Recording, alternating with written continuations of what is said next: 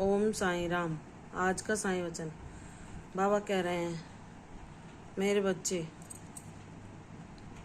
तू जितना मुझ पर अधिक विश्वास करेगी उतना तू अपने ध्येय की ओर आगे बढ़ती जाएगी। तेरी मन की चंचलता भी अभ्यास के द्वारा नियंत्रण में आ जाएगी।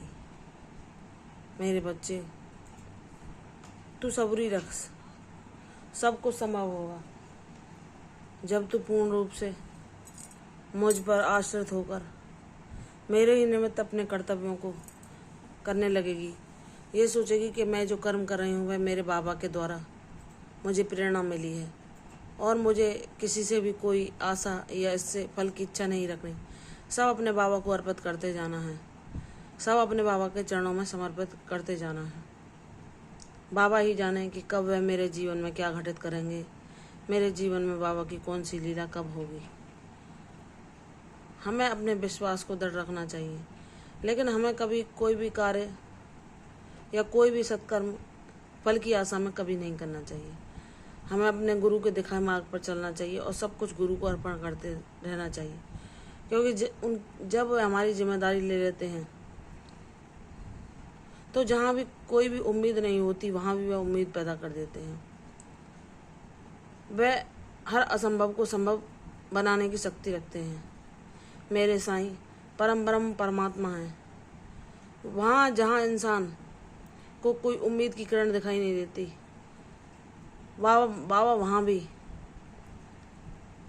अचानक से सब कुछ परिवर्तित करके जो हमने सोचा भी नहीं होता ऐसी परिस्थितियों का निर्माण कर देते हैं। तुम्हारे जीवन में इन परेशानियों या इन समस्याओं से निकलने में तुम्हें कहाँ से कैसे मार्ग मिलेगा वह बाबा जाने।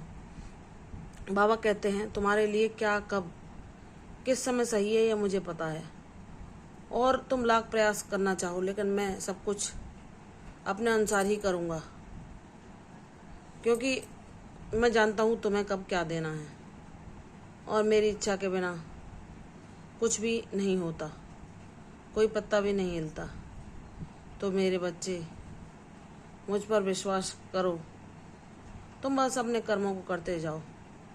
ना तुम पर कोई आँच अभी तक आई है, ना कोई विपत्ति मैं तुम पर कभी आने दूंगा, क्योंकि मैं तुम्हारा गुरु हूँ और गुरु की यह जिम्मेदारी होती है कि वह अपने शिष्य को किस तरह से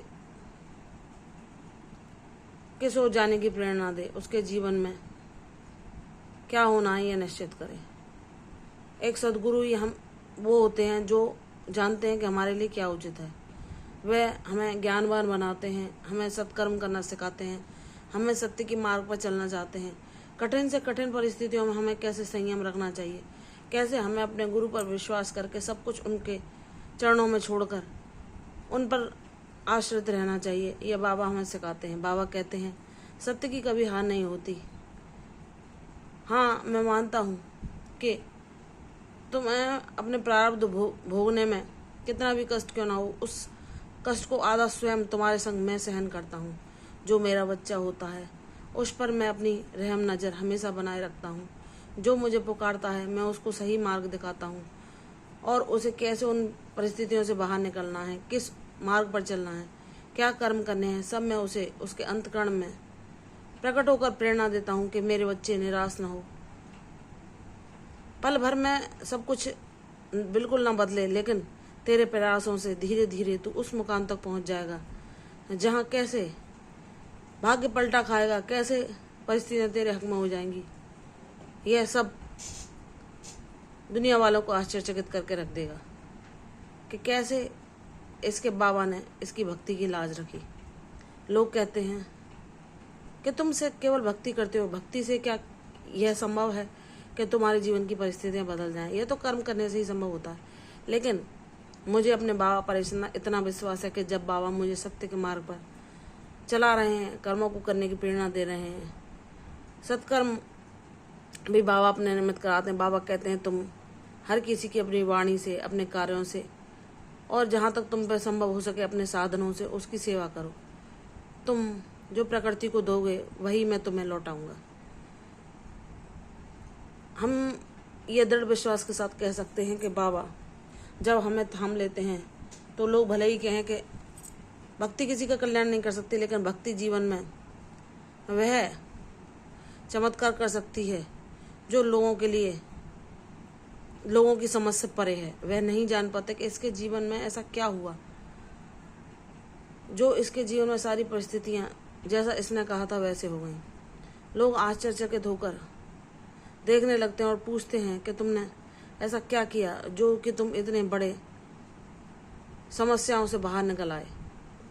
तो मेरे बच्चे, यह तुम्हारे साथ जरूर होगा। मैं तुम्हारी हर इच्छा को पूरा करूँगा। तुम्हारे बाबा कहाँ से, कैसे, कब, क्या तुम्हारे जीवन में घटित करें, यह सब उनकी इच्छा पर निर्भर करता है। और जब तुम यह जान लेते हो कि वह मेरे पिता परमेश्वर हैं, जैसे एक पिता के संरक्षण में बच्चा बेफिक्र हो जाता है, वैसे ही जब तुम मुझे सच्चे हृदय से अपना पिता मानकर सब कुछ मेरे हवाले छोड़कर निश्चिंत हो जाते हो, तो मेरे बच्चे, क्या एक पिता अपने बच्चे को कभी चोट पहुंचने देता है? क्या कभी उसे कोई हानि होने देता है? क्या कभी उसकी कोई आवश्यकता का ध्यान नहीं रखता? वह हर संभव प्रयास करता है कि जो उसके बच्चे के लिए सर्वोत्तम हो वह अपनी तरफ से कर सके।